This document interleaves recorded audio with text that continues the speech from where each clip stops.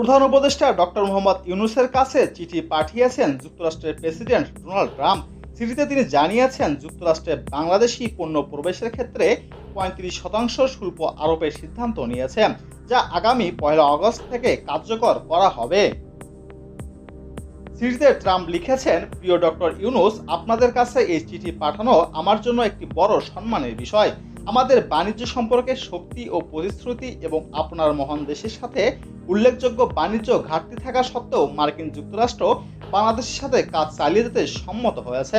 তবে পরবর্তী বাণিজ্য কেবল আরও ভারসাম্যপূর্ণ এবং ন্যায্য বাণিজ্যের সাথে হবে। অতএব আমরা আপনাদের বিশ্বের ১ নম্বর বাজার মার্কিন যুক্তরাষ্ট্রের অসাধারণ অর্থনীতিতে অংশগ্রহণের জন্য আমন্ত্রণ জানাচ্ছি।